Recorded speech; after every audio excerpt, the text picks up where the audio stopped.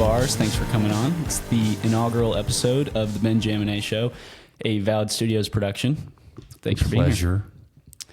So, what is your relation to me? That's a tough one because I like you. That's good to hear. You are my wife's sister's future husband. Hopefully. Hopefully. If she puts up with me.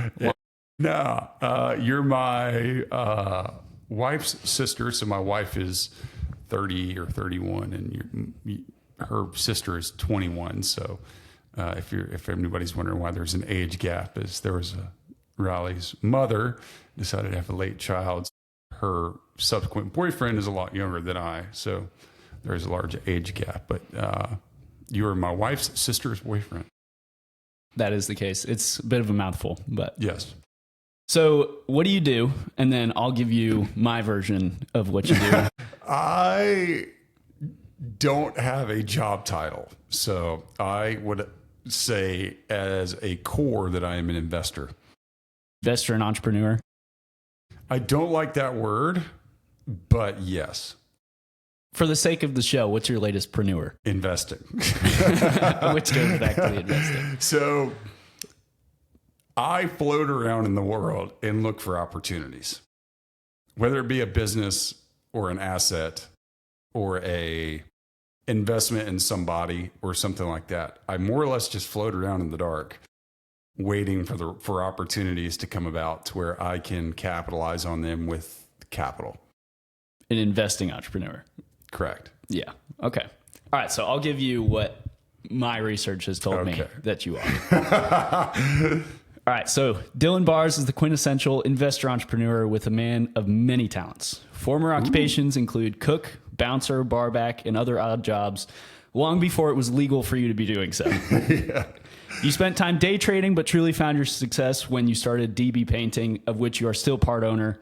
And now Retriever Property Team is your latest venture. Since starting the company several years ago, you've closed over 18 sales totaling more than $7 million, with 6 done in the past year totaling over 1.5. Retriever Property Team states their commitment to share 3% of their property with charities. And finally, your most important and influential position, husband and father to your wife and 2 children. Correct. Cover it? It's pretty thorough. Yes. Anything to add? Of the most important things I do, it is being a dad. But all the other stuff is bullshit. So, that's my view on it. And I don't know if I can cuss on here. I'm sure I can. Yeah, you can. Okay. So I consider all the other stuff bullshit. It's cool, but I mean, like being a dad, being a husband's like a number one, and like all the other stuff is fugazi. So, Is that the hardest thing you do or no? no. What's the hardest thing you do? The mental gymnastics of finding the confidence to continue doing what I'm doing, which is not like you go through phases of just being scared shitless of the market and what is going on in the world and fear that, you can fail. But over time, what happens is you get over that, but it doesn't go away. You get over the fact that it's there. So that's the biggest hurdle. The money, the projects, all that sort of stuff, I've learned to just all that stuff comes and goes, and I know that there's going to be problems. But like the overall just being scared shitless to pull the trigger, that is what the hardest part of my job is when you find that opportunity, convincing yourself that you know what you're doing and not being scared to just go do it. Generally speaking, I think most people would say that the hardest thing and the most important thing that they do are intertwined, but not for you. No. And I've separated the two purposefully because we talked about this a lot, but like, I don't let feelings get in the way of what I do. I have a gut instinct, but as far as how I feel, I try not to let that enter into the equation of how and when I do things. So the hardest thing I have to do is fight those feelings. But the most important things I do are with my family. So with the hardest thing being being at work, and then the most important thing being at home, how do you separate the two, that when there's a hard day at work, you're not bringing it home into the most important and influential parts of your life? I still do. But at the end of the day, because I don't intertwine the two, I gain strength through my family because they are not a result of my work. They are a result of my wife and I committing to having a good family. But do you look at that as work? Because it takes Absolutely. work, right? It's own work. Yes. But I don't, I used to, when I have if I would have a crap week, and let's say I had a job going or I made an investment or like an investment fell through or something, it used to bum me out pretty bad. But now, I guess as kind of my faith has grown through God even more, I realize that like those things in general are the actual learning opportunities, not the end all be all. So I actually look forward to failing now. So when I do fail, it's like, oh, cool. Like when I get through this, I'm going to be a much smarter person and that'll be that. And so it's turning a crap situation into a learning experience, which has helped me not be so angry about it, if you will, Right. or upset when I come home or something like that. So you mentioned God several times in there in your faith.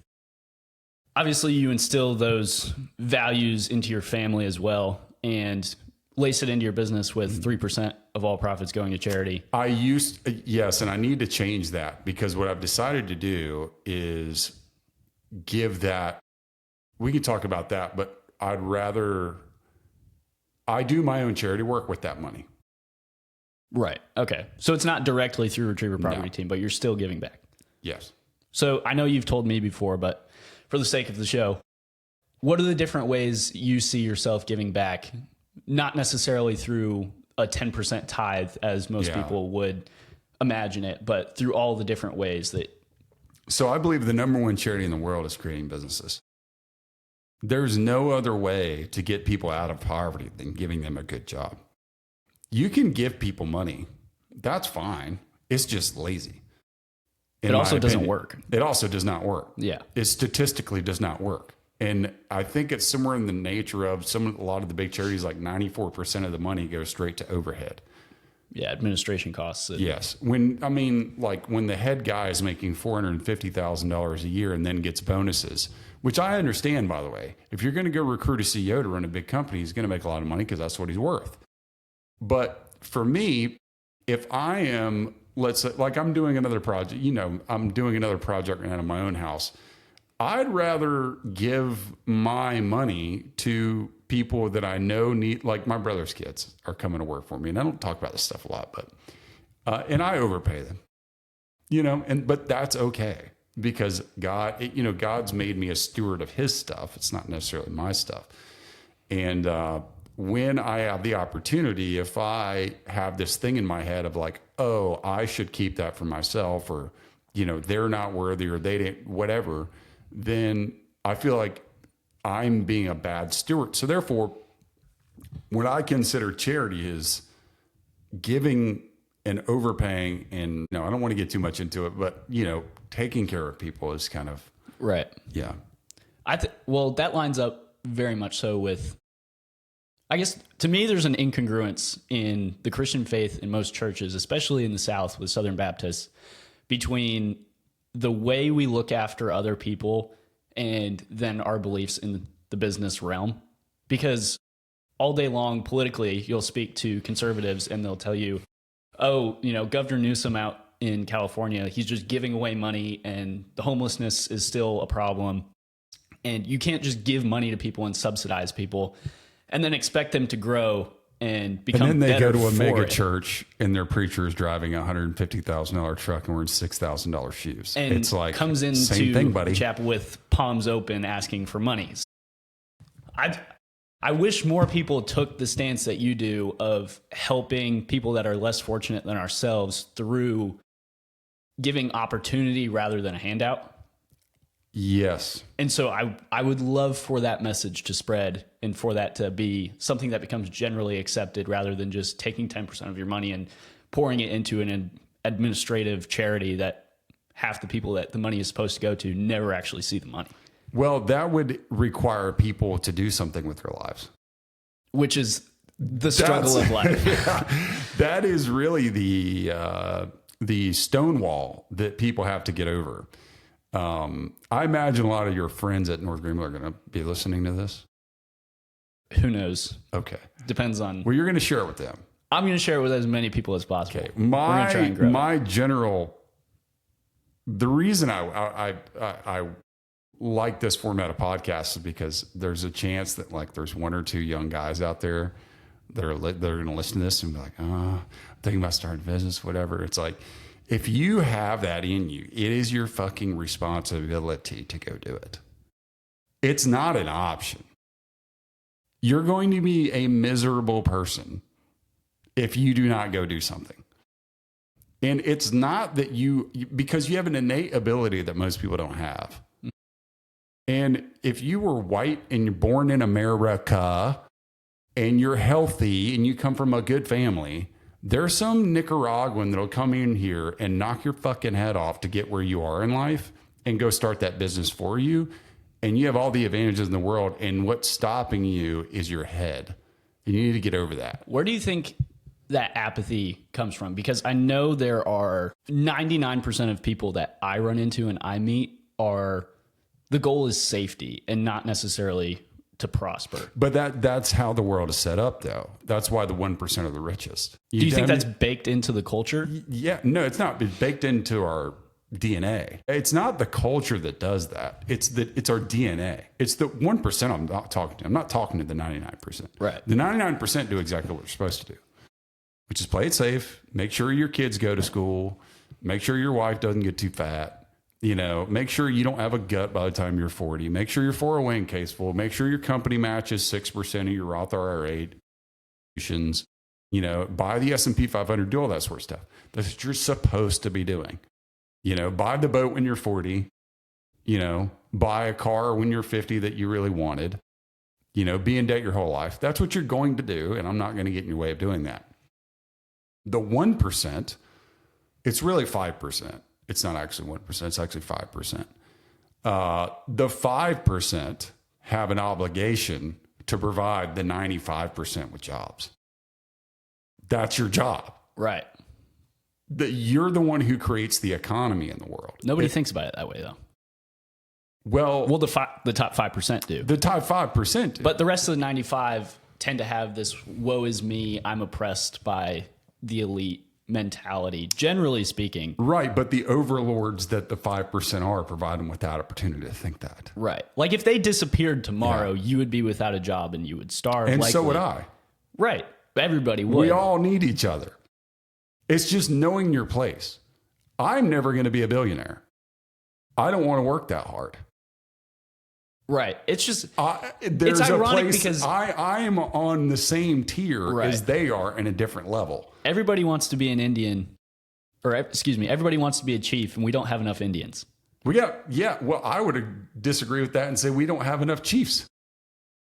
There's plenty of Indians. Well, nobody's willing to do the work to go be a chief. They just want. That's what I'm saying. Like there's plenty of Indians. We got enough Indians. There's not enough good chiefs. My point is like we need to have more people that are just okay, not necessarily okay with being Indians, but understand, as you were saying, like the self-awareness of I am an Indian. Let me fulfill my Indian role the best way. The hustle culture ruined that.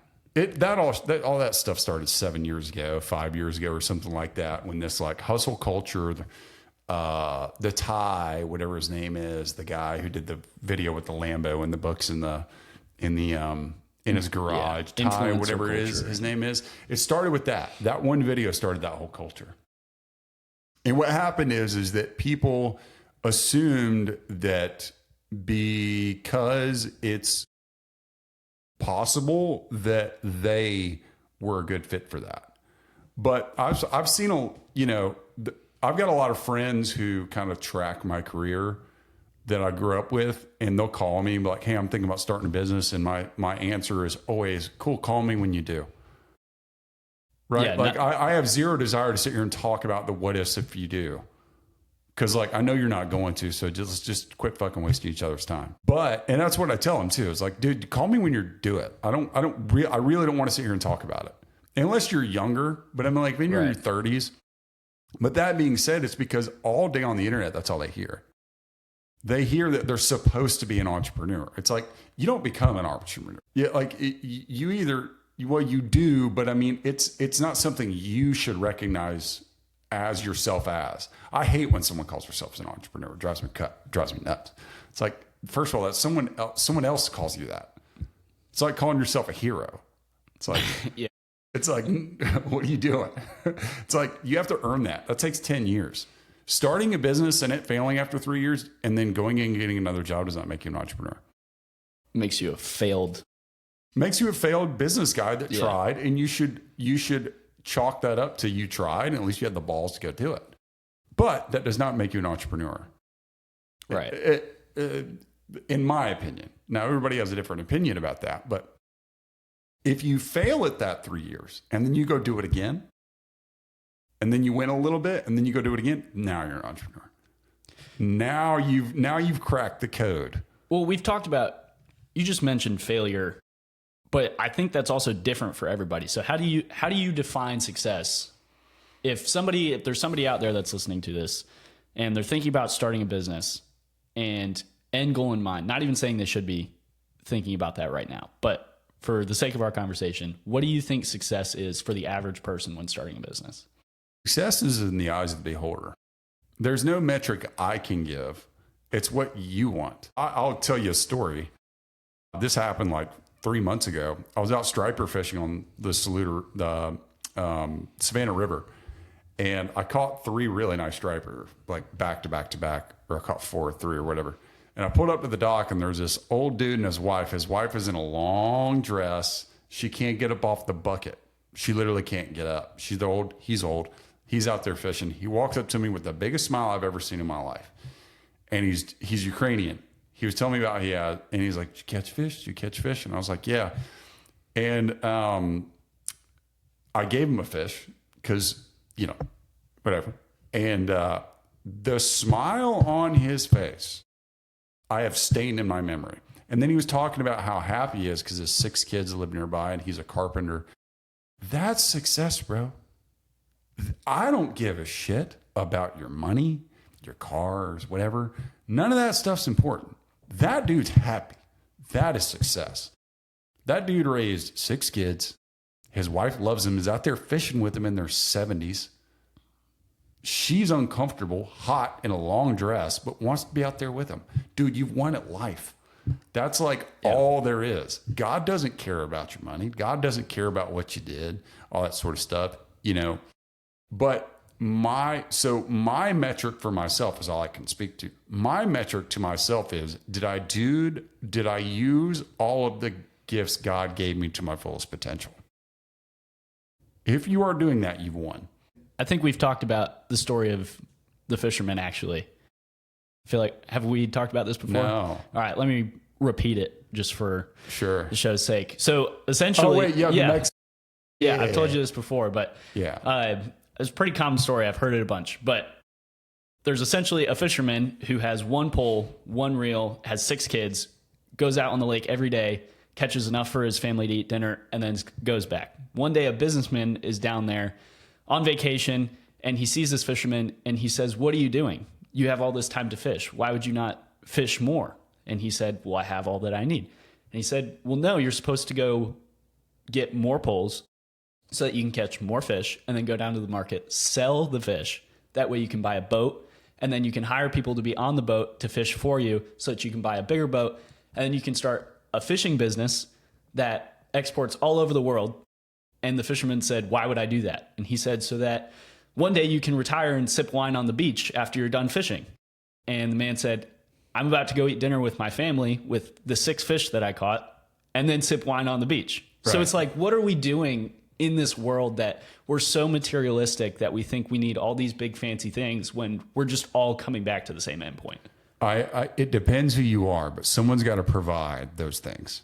Someone's got to provide the fishing pole. Someone's got to start the business to make the fishing pole. Like there's levels to it, right? We would be void without all of that as well. Yeah. And so my general take on it is, if I'm using the gifts God gave to me, and I'm providing for my family, and I create opportunities for others, then I feel like I'm whole. I feel like I did my job. Now, I love to fish and hunt. That's all I do. I don't golf. I don't drink. I don't go out. I don't really do anything else. I hunt and I fish and I work.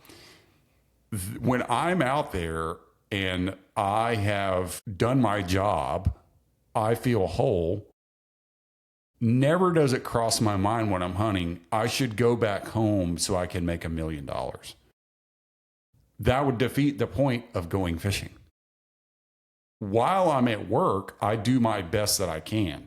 Now, that's just like, the reason I give that example. If you have a job and you're really good at it and you make 75, 80, 90, 100, 150, 200 grand a year, and you're doing everything you can and you're providing for your family, then you have won at life and you're winning at life and you're doing a great job. But the 5% that I'm speaking to, there's never an end. There's never an end goal. That's the problem with being a quote unquote entrepreneur. You think it's a joy walk. It's not. It's glimpses of bliss amongst misery.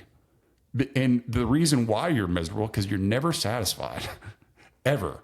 That's why, to get it back to it, I've disconnected my home life with my business life. Because if I was always unsatisfied at my personal life, that would create a lot of conflict. And it's hard to separate them, by the way.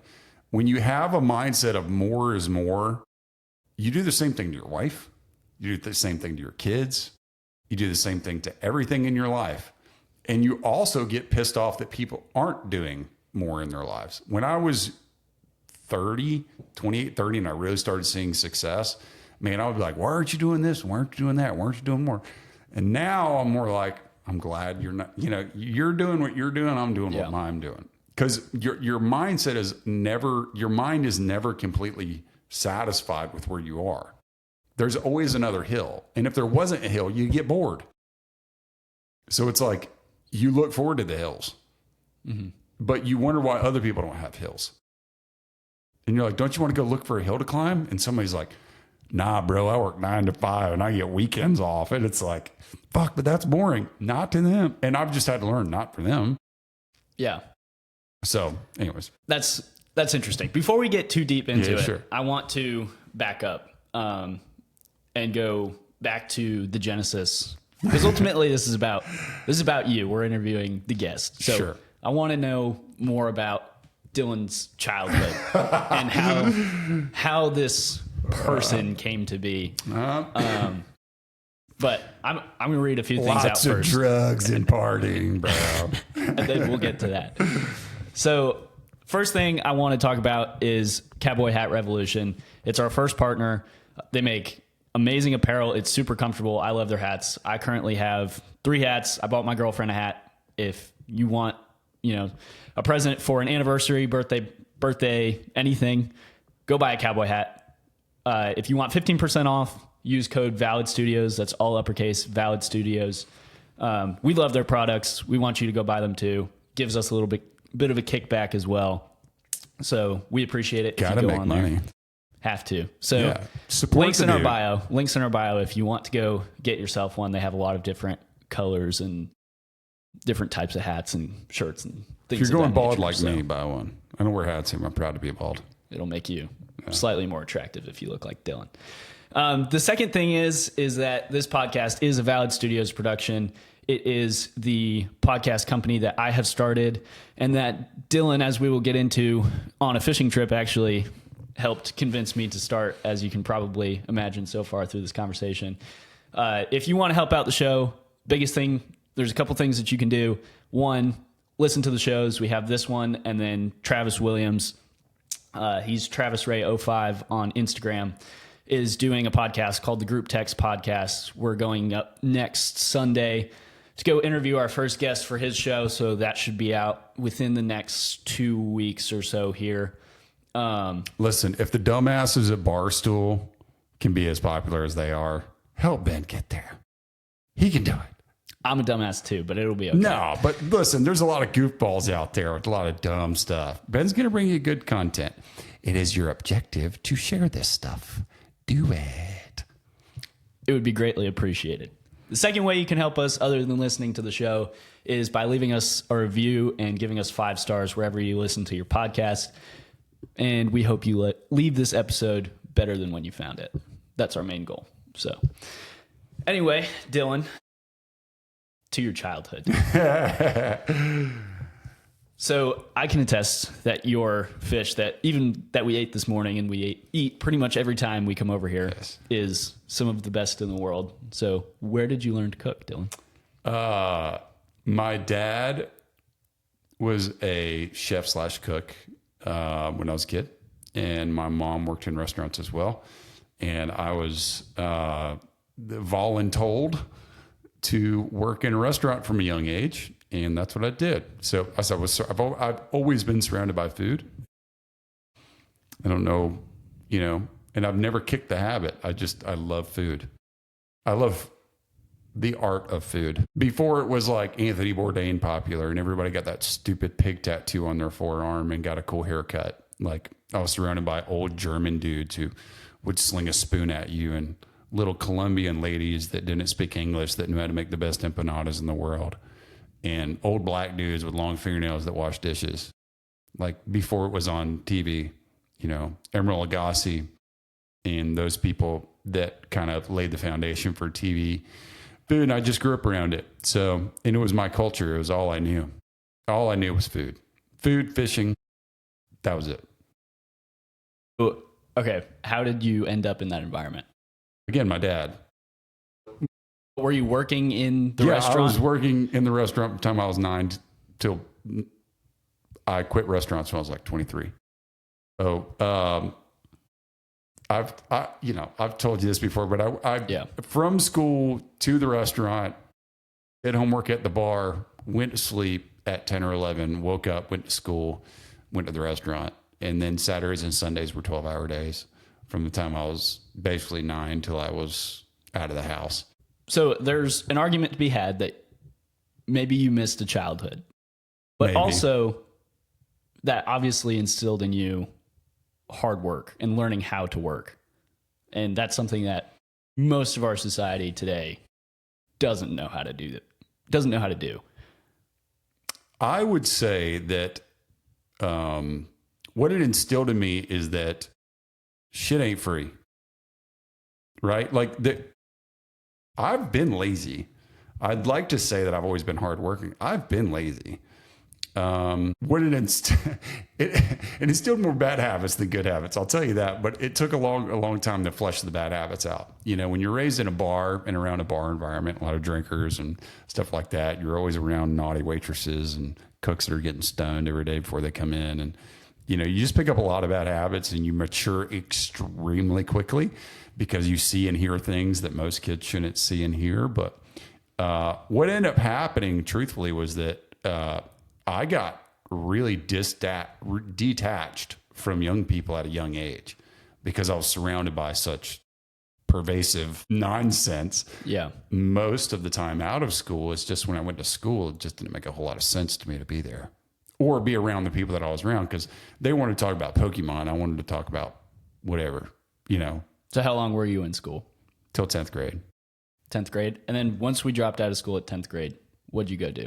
I went to jail few times, and then I moved to Knoxville, came back, then I was in the military for 2 years in the reserves during the height of the Iraq War. So it was different then. We never got deployed. I'm not even a veteran. It was just like a quick stint. I was homeless at the time that I joined, and I was sleeping on a couch of a friend, and I was just running around being a goofball, getting in trouble and doing all sorts of nefarious stuff. So there was like 6 of us that lived around each other that we just like stole everything we could to feed ourselves. And my brother was like a master at loading up shopping carts full of cases of beer and just walking out of Walmart with it. And it was a wild time, dude. It was before. You're the reason we can't have self-checkout. Yeah. Listen, it was before the time of like real cameras, right? There would have to be like, it was different. It was different. And I regret doing all of that for sure. And had I been in a better headspace, I would have never done that. I totally regret that stuff. But there was a time, I don't want to polish who I am or what I've done and come off fake or unauthentic in any way. So I'm not that guy anymore. So I'm okay talking about him, but, we were party animals, dude. We'd have 100-person, 150-person parties at our apartment every weekend and be in big gang fights and like just wild stuff, But it was at that time that was acceptable. Right. It's not acceptable anymore. We were on the tail end of it, but it was still acceptable. Probably for the most part, a good thing. Yeah, I miss but you know what, man? I miss that young guys don't get in fights anymore. I think that might be one of the most lost parts of our society, because there are people that need to learn that they can't say whatever the fuck they want. Whenever they want. To whoever they want. Yeah. I have a hard time with that. Because like some 21-year-old or something will say something, and I'm just like, oh, I don't want to, but it's obvious that no one's ever made you pay for those words. Yeah. So like I was driving down Clemson Boulevard and some dude, someone like, if they're driving a nice car and they're pulling off a very busy street, they'll slow way down and make sure they turn extra slow out just so they can. And I honked at him because he was going obnoxiously slow and it was busy traffic. He flicked me off. So I pulled in the parking lot behind him. He got out of his car and his dad got out of his car. This dude had to be 25 years old. I said, hey man, if I get out of this truck and make you pay for that middle finger, what are you going to do? He's like, I'll call the police. And his dad's like, well, I'll call the police. I was like, no. What are you going to do if I come over there and stomp your head in that curve? Don't do that. Because I could have been the wrong dude. I'm not the wrong dude. I'm not going to do anything. But what if I was? Don't do that. He's like, whatever. And that's what I miss about society is like, when I was a kid, you couldn't walk into a grocery store with your stupid ass Jake Paul haircut and your scrunchy pants and your t-shirt on and be a jackass. You would get slapped by a grown man. And if the police were called, the police would be like, yeah, you were being a jackass. Yeah. No, we're not pressing charges. And I kind of miss that I don't know how I got off on this tangent, but what I do miss about that time period was that there were there were still rules in place to kind of keep you in check. And that's the only thing that kept me alive was like older dudes being like, hey man, chill out. Yeah. And I always had enough respect to be like, oh, he's right. I think you find the same thing. For example, in baseball, I feel like it was better in the 80s when the players policed themselves. Like if you did something dirty, you were getting a ball thrown at your head. Like, I don't know much about baseball, but all the baseball players I see now seem pretty gay. Generally speaking, yeah. Well, we're nice flat bill, bro. In baseball today, there's become more of a culture of the league is going to handle things, and there's, fines are more prevalent than they once were. Ejections are. Listen, bro, all of sports are like that. It ain't baseball. It's football. It's just a microcosm of all of it, because baseball used to be a sport where it was it's gentlemen's rules. Right. They didn't need umps. Exactly, because they protected their own players. But I feel like we're losing that. Obviously, just baseball as an example, but in society in general, I feel like we don't hold each other accountable. Do you want to get into why? I would love to get into why. It might make this could be an entire podcast. Your mothers raised you and not your fathers. And your fathers were douchebags, and they just raised other douchebags. Your father never got slapped either because they were raised by bad parents as well. That's what I see. Now, there's some good qualities about those people. They usually are great in pictures. They have great hair.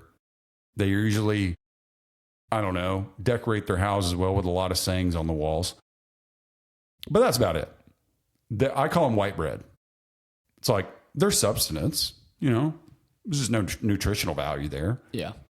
And then but here's what I am seeing. You sound jealous. No, I wish you had hair. I used to be jealous of those people until I got to know those people.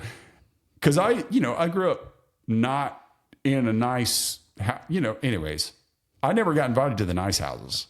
I never got invited to the nice parties. You just went through why. Are you surprised? No, I'm not surprised. But I would have never known you when I was a kid. Right. You're too privileged. And you're too, you go to a nice school and shit like that. That's cool. I like that. But when I got around those people, what I figured out is like, dude, they're just as bad as like the white trash I was around. It's just they got the money to get out of the trouble.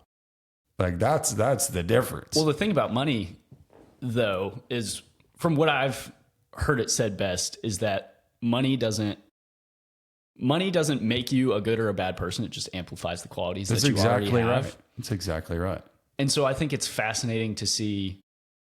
I would like to add something to that, in that not only does it amplify the qualities that you already have, but once you become a parent, it twofolds those qualities into your children.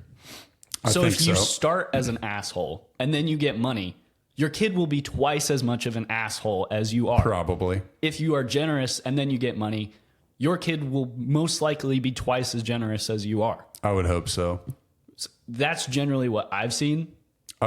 So I've seen both sides, right? And I've seen a mix, and there's no one size fits all. But, generally speaking, the new generation that I see, it's a complete, there's another side of it too. It's a complete dichotomy, right? Like there's like kids who are going to do great and there's kids who are not. And the economy is changing big time. Virtual assistants and AI are going to replace a lot of jobs. A lot of those parents who pushed their kids to college because they wanted to have a status symbol in their house, well, those kids aren't going to have jobs. Right. And then they're going to be forced to deal with it. Their kids in poverty and that they raised impoverished children. Mm-hmm. And then a lot of the impoverished children who are in trades are going to be mopping the floor with them, doing really well because their jobs can't be replaced. Right. You're going to see a huge flip. And that's what I'm seeing right now. Like the cool stuff has phased out.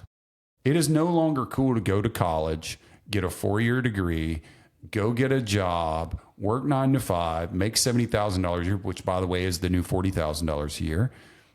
And then you're just broke and you got student debt and all the other troubles that come along with that. That used to be cool. It ain't cool no more because everybody's kind of poked holes in the program. There's no jobs out there for you, bro. Well, you're a huge Jesse Wells fan, right? Yes. He was just on Rogan, and they discussed one of his great songs about college. And I don't want to butcher the line because I won't do it justice, but to paraphrase, essentially saying that if we all have a degree, then there's no demand, and what's the use? That's exactly right. Yeah. Like it used to be, okay, here's the trends that I've seen. It used to be medical. 20 years ago, everybody wanted to be a doctor. Now the world is flooded with doctors. Now doctors make way less than I do. Way less. Okay. I make twice as much as a doctor in Charleston. As a guy who spent 11 years getting that degree to make $175,000 a year. It's mind blowing to me. Right. I got a buddy who's in internal medicine. He makes $250, $275, right? Never sees his kids. Then always on call. Before that, it was lawyers. Then it was doctors. And what it is, it's just it's a subcategory of people that chase the next greatest title, right? And you're always going to have that people. They got to have a lot of intellect. They got to have a lot of connections, and they got to have the right drive. And they're, it's probably the top 10% of society, right? And then there's other things like everybody wanted to be a chef 10 years ago. And then everybody wanted to be cooking shows. Yeah. And then everybody wanted to be a bartender. And then everybody wanted to get into home design. And then everybody wanted to be a house flipper. It's like you see these trends over and over and over and over again. Right now, everybody wants to be a drop shipper. And then that was 3 years ago. Now everybody wants to do something else. It's like you see that over and over and over again. But the problem is that a lot of these kids get out of college, their jobs will not be there in 5 years. Sorry. One of the strangest things, and obviously I'm young, so I haven't seen very many of these phases yet. But for me, even 3 years ago, prior to the genesis of AI, teachers were telling, it actually became standard curriculum that you start to learn code in high school. And teachers were telling you, which goes to show that they don't know a lick what they're talking about. But barely anything. Teachers were telling us, like, go into code. It will never go away. It's the future. You know, this will be the most stable job market over the next 50 years. You'll make a bunch of money. And now there will not be a single coder, and there's zero demand because AI can do it in 2 seconds. Yes.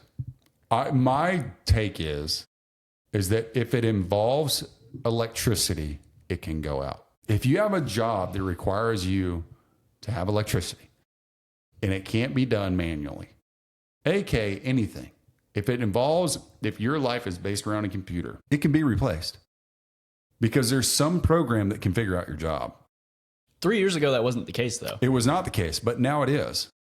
And no, it's been the case for a while. It's just slowly transitioning. So, right, like horses hated the car. Right. You know, it's just, and what did we do with all the horses? We shot them. That's what happened. They got turned into meat. That's what's going to happen to all these people that are going into business for healthcare administration. Good luck. Good luck. Yeah. Dim outlook. Good luck. You will be out of a job in 10 years. Your job will go from 10 people to 1 people because there will be a kiosk that replaces you. There will be a kiosk for lawyers in 10 years. Right. I think the thing that fascinates me the most is what technology is going to come out that we don't even know is possible yet. Like, for example, if you were able to time travel and you brought back a caveman, an iPhone, and you handed it to them, they didn't even know that they needed an iPhone. But that is still a tool. Phones aren't technology.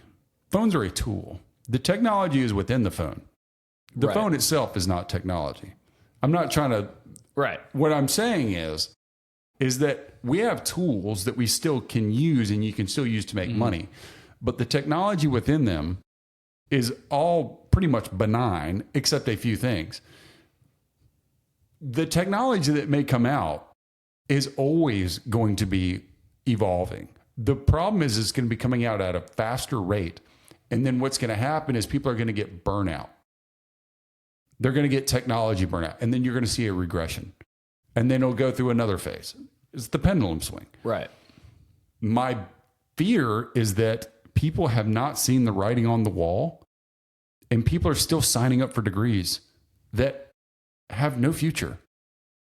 No future. If you think you're going to go be a teacher at a college in 15 years, you're high. If you're getting your master's or your doctorate in a study that has to do with being a professor, you're high.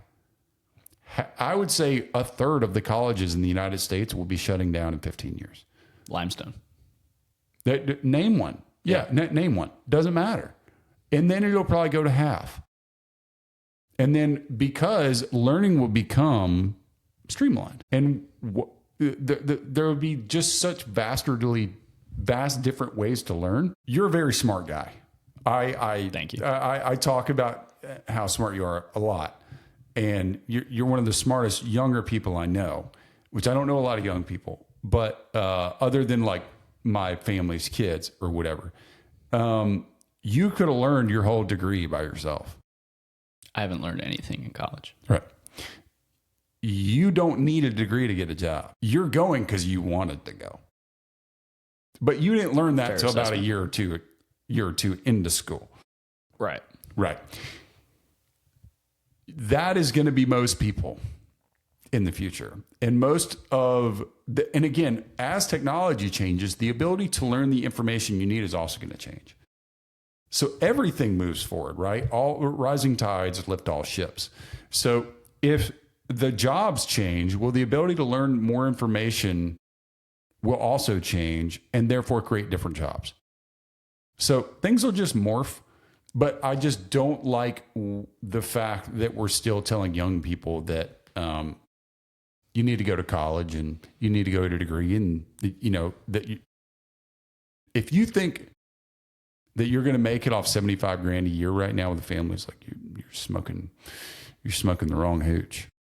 You know, times are changing and they're going to get rough at some point. I don't know when that is yet. It's been delayed for quite a while, but it's going to get rough at some point. It seems like we're on the precipice of something. I don't think we are. You don't think so? No. I feel like it's been building for 8 years, maybe. Historically, war has reset our economy. Right. Historically.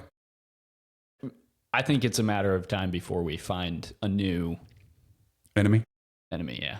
Whether that be, I don't even necessarily know that it's going to be a China or Russia, because I think that's just been an eternal war. Your generation has no appetite for war, though. No, but at the same time, it feels like we're still not fully in position to make. You ever met a Chinese guy? Yeah. Does he look scary to you? No. No, they don't want war either, brother. No, and that's why I'm saying I don't think it's going to be one of these world powers, but it always seems to be like, you know, when you go to work on a random ass Tuesday, a plane flies into the building, and then you're all of a sudden at war in the Middle East. But here's the different thing. There was no internet. There was no YouTube. The reason they have not gotten us into World War III is because everybody knows what's going on. Right. And we got Joe Rogan telling us this bullshit. That's what's happening. You got Joey Diaz like, oh, fucking Russia. You got Alex Jones out there like, damn, this is war eaters. You know, people, there's enough that politics. The weird thing about politics is they take the temperature in the room every day. The reason George Bush was able to sell the war in Iraq and Afghanistan was because people did not have all the information. Now it's very hard to do that. So I just don't see that happening. And dude, people around the world, if they got an iPhone, they don't want war. Why is it, to me though, studying politics in general, it seems to be the pendulum to end all pendulums. Because if you go back and you look at the pattern of each president, it's Democrat, Republican, Democrat, Republican. So, you know, we got so tired in the past administration of all of the bullshit and all of the censorship and all of the stuff that was forced down our throats. And now they're going to find things that, you know, we're tired of with Trump. And, oh, he didn't fulfill on this promise. And, oh, he's hiding the Epstein, like all of these different things. And they're going to say, oh, the next Democrat will be better. And then we'll go back to more censorship. And like, my question is just, isn't there going to be a pocket somewhere in there where something crumbles? No. You don't think so? No. I believe that humanity shapes with its time, right? The same way that testosterone in men was 50% higher 60 years ago in the average man, it's not now. Why? What? Anybody ask that question? Well, that guy cannot survive today. If he would have been walking around in downtown Clemson yesterday, he would have had a hard-on that could have broke a fucking brick wall, and he would not be able to handle it. Yeah. You guys can walk around and see that all day, and you don't get an erection. It's like that guy can't match. So desensitized. You're so desensitized. So I'm saying you change with the times. It's not that the times change and all of a sudden you got this archaic barbarian that is wanting to stand in the way of the times. That doesn't happen. It's just we all sort of morph into our culture. And so if things are drastically different in 50 years, the people within that time will have caught up with it by then. And it'll be less recognizable. As in, it won't be such a stark contrast to the average person because it's like you grew into it. The same way I've grown into, you know, when I was younger, I used to walk down the road with a gun and like dead stuff. And nobody said anything. I used to walk home from school 6 miles each way. Nobody stopped and wondered if I was kidnapped. This was 20 years, 30 years ago, 25 years ago. Walking home at 10 years old, 12 years old, 6 miles each way in the hot ass sun with no water. Never had a water bottle in my life till I was in my 30s. Now kids everywhere, if they're 5 feet outside the bus stop, their fucking parents over there calling the police wondering if their kid's getting kidnapped. And yet we live in the safest time ever in history. Ever. So we've morphed into these times. It's unrecognizable to some that are kind of, they hide themselves away from what's happening. But, times have gotten progressively worse since I've been alive. And they're going to get progressively worse as you get alive and then your kids alive. But they'll be able to adapt to it. So I don't really have a fear of things just kind of falling apart. What I do have a fear of is that people don't know how to be poor anymore. Just desperate? Just like no food. Yeah. Like, no, you can't go to the pantry and get a snack. We don't have any. Got none. You ever had some got nones? Good, because we ain't got any. Actually pretty sour. Yeah. It sucks. It's called suck your thumb. Maybe there's some salt on there. But yeah, I mean, like, I've been in times in my life when there is no food. Like, I had no food. No money for food. No food. And it ain't like, oh, well, go get a gun and kill some food. If I had a gun, I would have sold the damn gun for food. Right. It's people don't know how to do that anymore. That generation is gone. So my worry is that we hit a plague or a drought or something like that, where food is scarce or money is scarce, that people just don't know how to survive anymore. But I have a feeling if it happens suddenly, it'll be a problem. But if it happens gradually, we'll morph. People will learn to survive off that. But that mentality, which goes back to like our social structure now, is just like everybody, even the poorest of people that I know, have more than I had as a kid. And I just don't know how that is. I don't know how that happened. Even if you're making $40,000 in America, you're one of the richest people on earth. Yeah. And people think you're broke. It's like, no, you're just broke like comparatively. For the place that you live. For the place that you live. But I mean, like housing, which is my specialty, right? Housing's expensive. Dude, fuck off. Go live in a 700 square foot house in the ghetto. Well, I don't want to do that. Then you don't deserve a house. But it'd be like me going to Monaco, which is one of the wealthiest places in the world, and being like, oh, I'm poor. Yeah, it's like the same thing. Yeah, comparatively, it's where you live. Right. So like if you are broke, the best thing you can do is go move to a city where there's more opportunity. And you're going to struggle.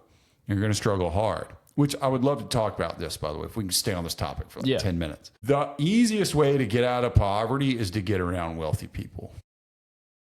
Because you're the product of the 4 people you spend the most time with. It's not just that. Like, money is a washing machine. It goes round and round and round and round and round. It doesn't ever leave.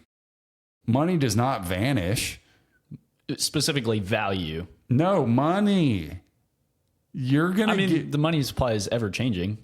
Yeah, but it's infinite. Money is infinite to you and I. You and I would never have all of it. Neither Elon. So I think the total circulation of money is in the 6 trillion range right now in the United States.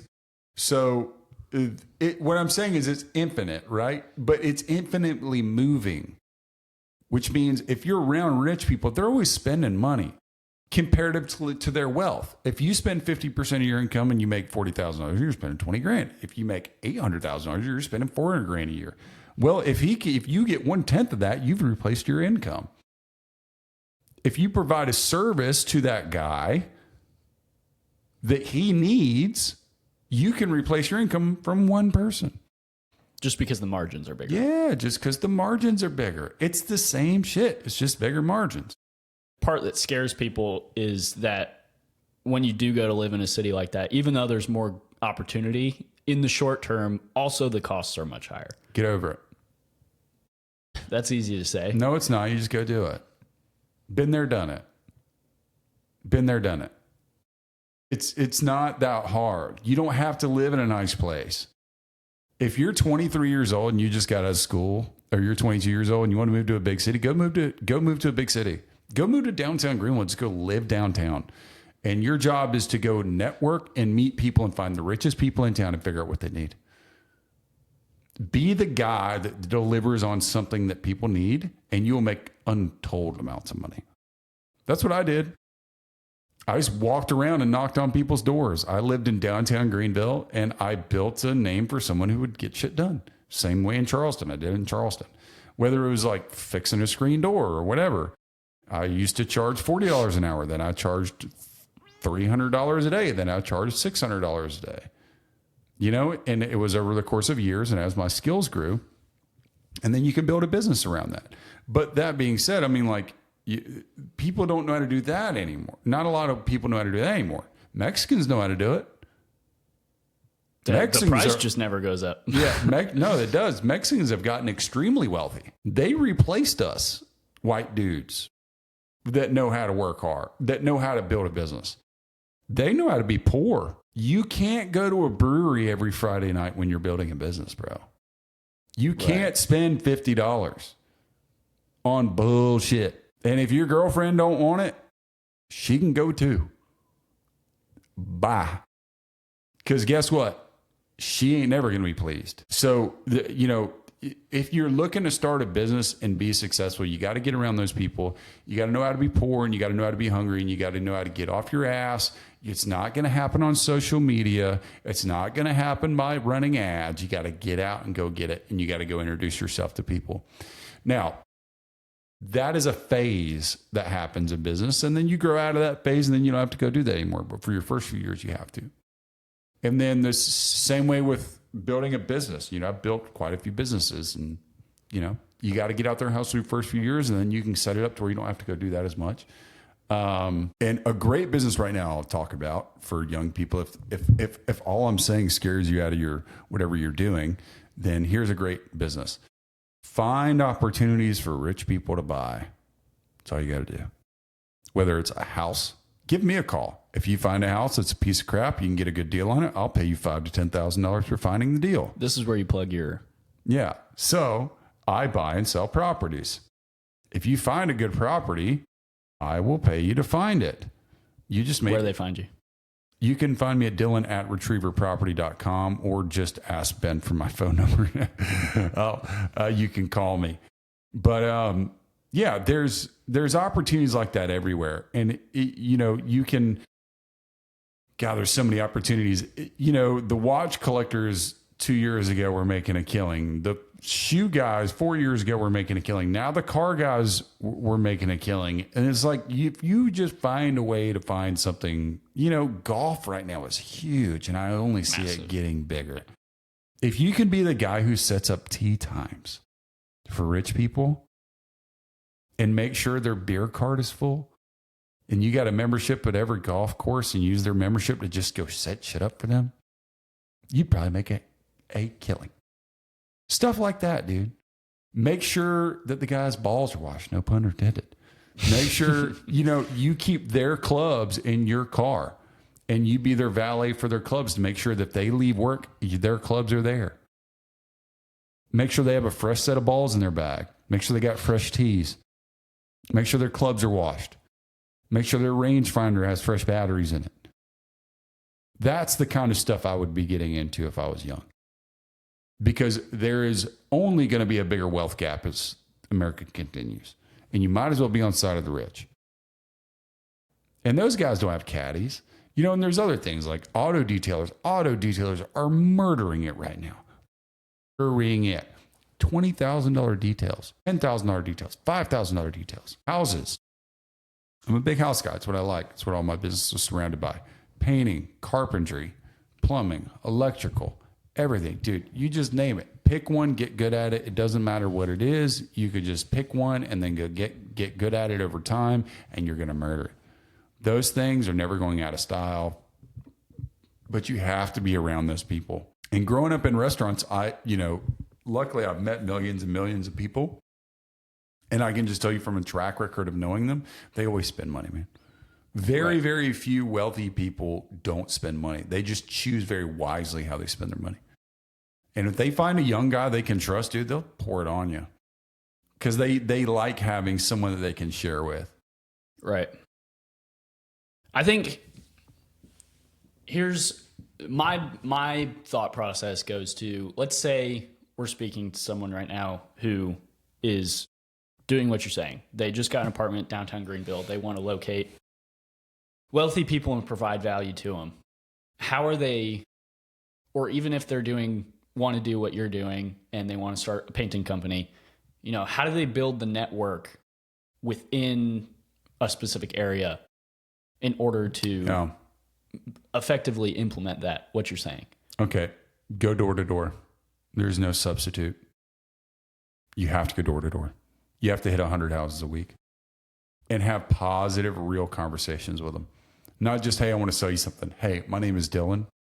I just want to let you know I moved back. By the way, I've done this twice. This is not speaking from someone who hasn't done this. I've done this. Right. I'm going to go knock on every door and be like, my name is Dillon. I just moved into town. I own a business here, or I'm just starting a business. If there's any way I can help you do anything around your house, this is what I specialize in. I'd love to be able to take care of you the next time we need that. Here's my number. There's no pressure. If you go get 100 houses, you're going to get at least 5 jobs. And you can do that per week. And then you can sub that out. But also there's distributors, right? So you got distributors of materials, whether it's painting, lumber, whatever. You got GBUS, you got Sherwin-Williams, you got Benmore. You can just go, as you go in there to get supplies or little jobs you're picking up here and there off Facebook or whatever the case is, you can just go talk to other painters and start learning, And, but door to door, the job itself will teach you more than anything. And there's YouTube, man. Like, I'm not in painting anymore, by the way. I sold the company to my brother. I'm in real estate full time, but we do rehabs on our projects. I learn new stuff all the time from trades guys. And I'm now a real estate consultant. So if you need to buy or sell a house, I can help you do that. I'm not a realtor anymore. I gave up my license because it sucks. But I still sell people's homes as a consultant, and I charge less and I do a better job. There's some great real estate agents out there. It's just, it's easier for me to get work done not having the rules and regulations of brokerages. But that being said, as a real estate person, there's always an opportunity for some young guy to go out there and be the guy that does stuff. So moving companies, stuff like that are great. But yes, door to door, have a good sales pitch and practice it. Practice it. Some people don't have a gift of gab. So the only thing you can do is practice and practice and practice and practice. Call your friend and just cold call and just talk and pitch them. Pitch a guy every day. Call your friend once a day and say, hey man, do you mind if I pitch you my idea for a business? And get really good at it to where it just comes off your tongue, and be genuine. Make sure you want to help those people. You're not just being a douchebag. Heart's in the right place. Yeah, which your heart should be to make money. But you have to do both, right? You have to want to help people and make money at the same time. You have to exchange something of value for that money. Have something of actual, real, genuine value, not just a scam. Yeah. And let me get off on that subject and talk about, if you don't mind, about real estate real quick, because I brought it up a few times. People need to quit complaining about housing prices. It's driving me nuts.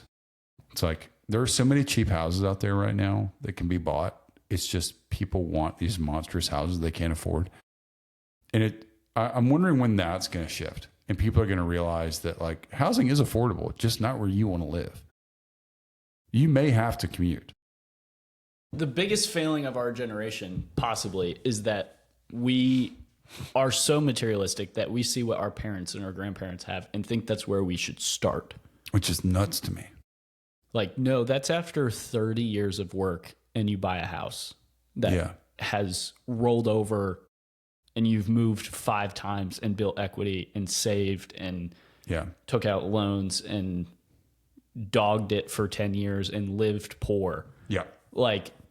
That's not where you start, but that seems to be the expectation that as soon as you graduate college or get out into the workforce, whatever your path is, that, I should be living in a house already, or it should take me 2 years and then I should be able to buy a house that my family can grow in. It's not the case. No.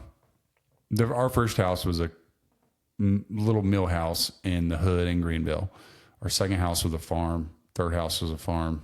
Our fourth house is, and it takes a long time to get there. And it takes and they still want their Starbucks every day. Yeah. On Yeah. top It's of like priorities, bro. Priorities. And I always paid off my vehicles and, we're pretty much debt free. I'm wondering when this generation is going to come to the realization, like what you want is not coming. It's just not going to be there. You're going to have to force it to happen. You're not going to find the house of your dreams on Zillow for what you can afford. It ain't going to happen. You have to go make it happen. By maybe that happening takes 5 years at the shortest. Maybe it takes 10 years. Maybe it takes 20 years. But it ain't going to happen right now, that's for sure. But you could start, and be happy with what you got and be grateful. I think that's a good place to start. Gratitude. Yeah, like I'm happy that I have heat and air conditioning, which most people don't. I got food.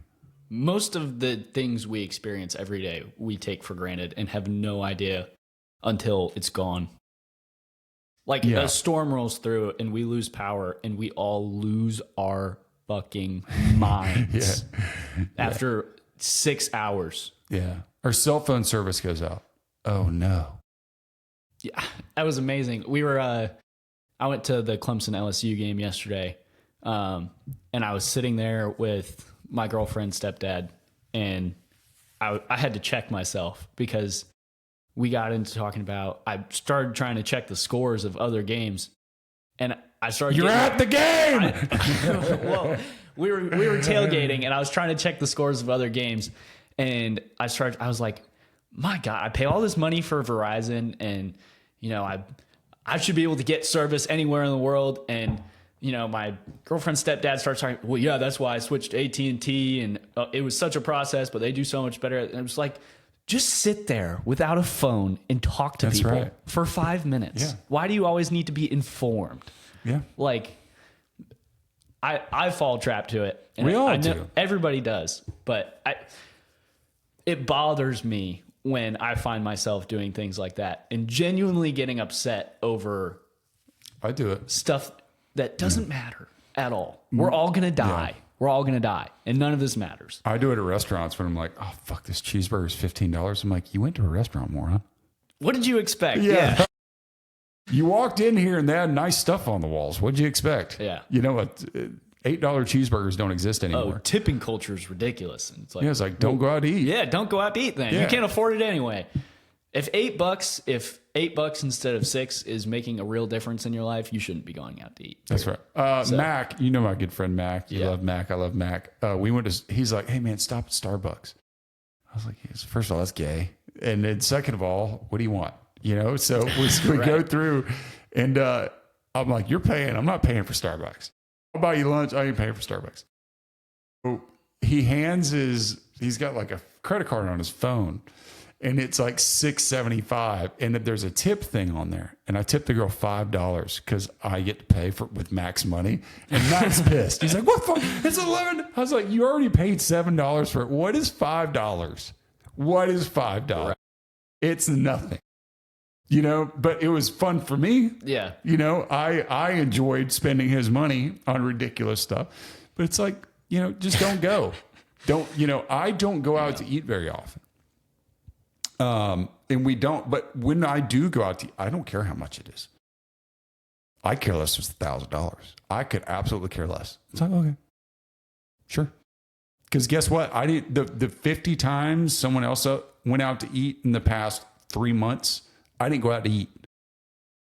So I've got credits. Here, the other thing I think is amazing is that we take for granted service in general. Like, for example, if I came over to somebody else's house and they cooked a meal for me, I'm so grateful for that. I think that is one of the fastest ways to get close to somebody, to build a relationship, is make food for them.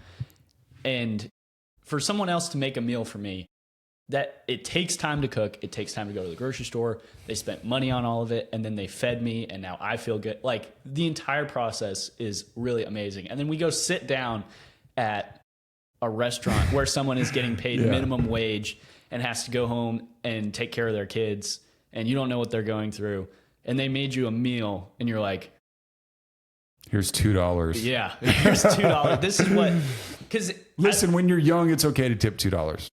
When Right, you're my but- age, there's no excuse. the difference is the posture of like You're the serving taking me. for granted. Yeah. The service of somebody doing something for you, even though you're exchanging money for it. There's a possibility to me that prices aren't high enough. No, that's a In great service point. industry. Like if you can go eat for $15 and you're making, no, I mean, I think they're pretty on par. So if you work for an hour to make that $15 an hour, Yeah. you traded an hour of your life for a cheeseburger.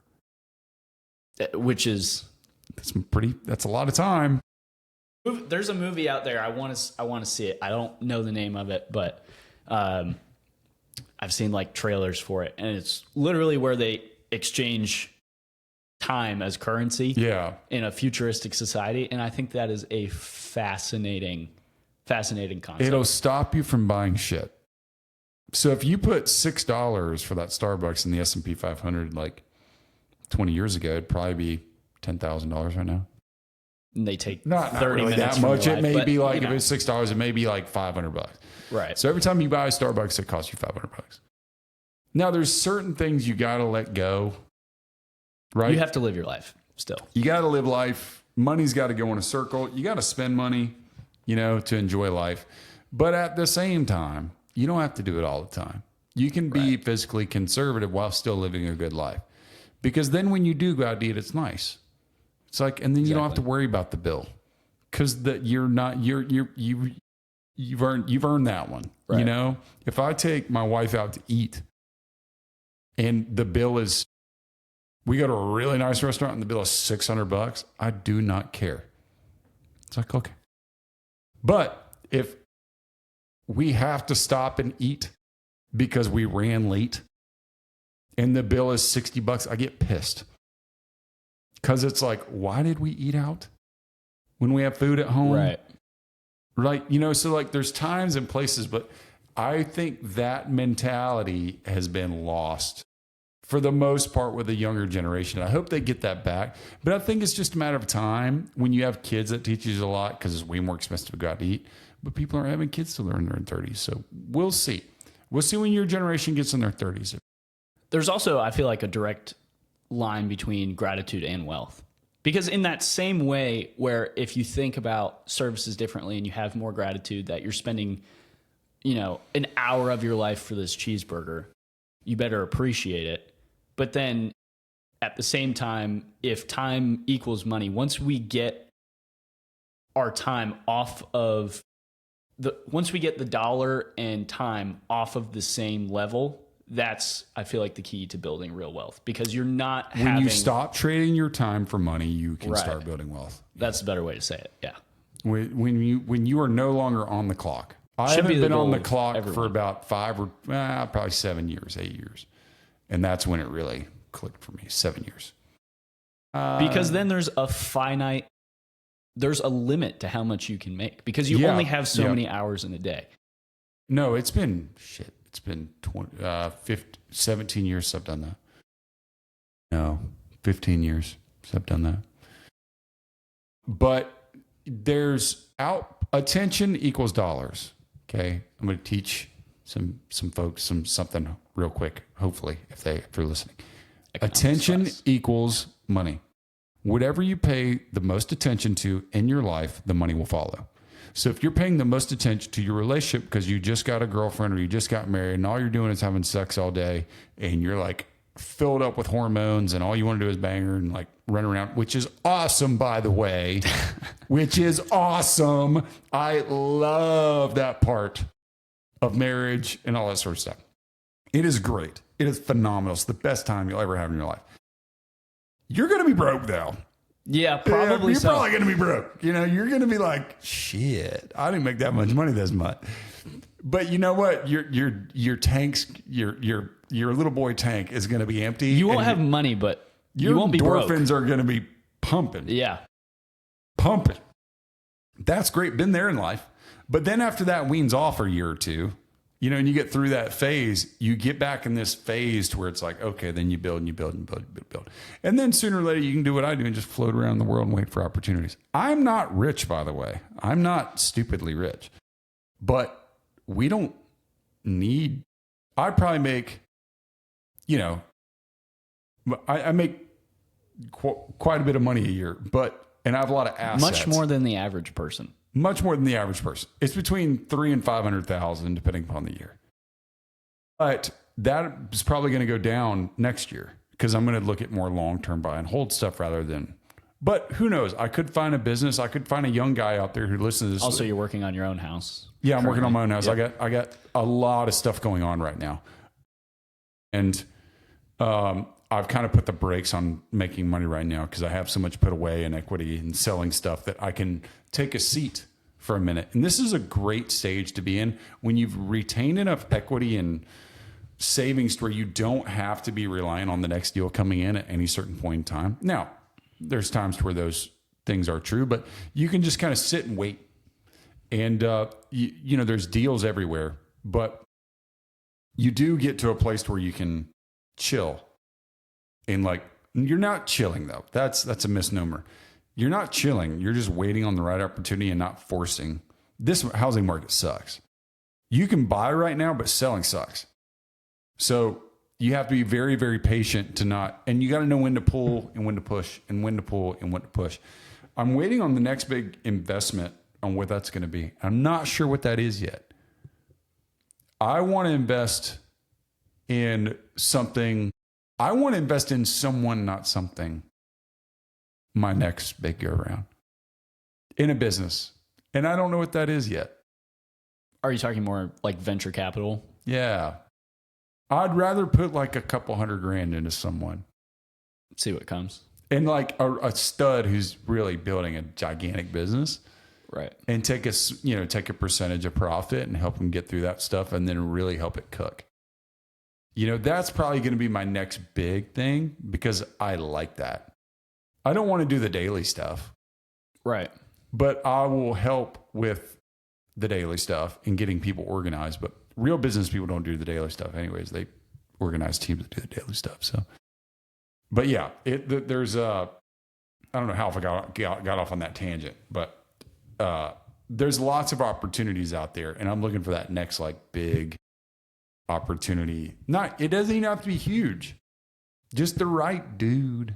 And you could end up coming up with a business and I'm like, can I get in on that? I hope so. That'd be great. Yeah. It could be that. But it'd have to be the right thing. But yeah. So anyways, I could make more money by selling and buying and selling a lot of stuff, but it's just not the environment for that. So right now I'm just kind of I'm remodeling my other house. This is my house, and I have another house in Easley that that was sold, and then the dude backed out because it's financed. So I'm probably going to rent that thing out and refinance out some money, and then just wait for another deal. But yeah, it's cool. And your future father-in-law Scott is another great example of a total opposite of that, right? Has worked really hard, does extremely well at his job, owns equity, bought into his business. He's an accountant. Nothing sexy about it. But great turnout. And does phenomenal. Yeah. Mine is a while here. Mine is not something that's typical. It's just I've figured out how to work for me. But a lot of folks do it just in weird ways too. It's the most untypical ways you would think how people get really wealthy, and they end up getting there. So fascinating. Do you know what's some weird stories about people getting wealthy? You have any just weird people that got wealthy in weird ways? Not off the top of my head. I don't have an incredibly large net right now. But part of the reason I started the podcast and the podcast company is to help build that network and hopefully meet people through meeting people. Yeah, for sure. So talking to successful people, and they introduce me to somebody else. Hopefully I grow the network that way. I'm not sure if this will make money. Hopefully I can monetize it. I don't think, but even if it's more of a passion project at the moment. Yeah. And I think God works in mysterious ways, and there's just through the many connections, I can't see myself. If I meet 50 people that are successful and interview them, I can't see something not good coming out of it. No, something good will come out of it. But that's what I'm saying. It's the same thing as door to door. You're just doing door to door with a microphone. But that's how I'm looking at it. Yeah, it's the same thing. It's how you have to do it. Yeah, I agree with that 100%. I wish I had that excitement again. There hasn't been anything that exciting to me in quite a while, except when I started real estate as a agent. But nothing like that anymore. I think when you're young, you have this like innate ability to get excited and pumped about stuff and just put a lot of energy towards it. Dude, I've been thinking about that recently. Is like, I would give literally anything. I would give up my entire life for two things: 5 seconds with Jesus. And the second thing is to have the same feeling as waking up when I was 8 years old on my birthday. You remember that feeling? No, I want nothing to do with that feeling. Dude, the euphoria of like waking up on Christmas or waking up on your birthday as a child, unmatched. I've never felt that. I literally again. never had that. Yeah, I'm sure you've had it at some point in your life. Yeah, when I was older. When I would get a job, like get a big contract or something like that, that's when I got it. It was never when I was a kid. Probably a difference in how we were raised and how we grew up. So. But just the childlike euphoria of just being so happy and grateful for something. I don't almost ever feel that in my life anymore. Yeah, but you're going to, dude. I just think you're in a very boring part of your life. Probably so. I think you're just, the part of your life you're in right now is not where you want to be. So therefore, all of this is kind of like, nah. Yeah. Like, how could you get pumped about going to school? I don't know anybody who does. Yeah. Right. So like, what is there to be pumped about? You're broke all the time.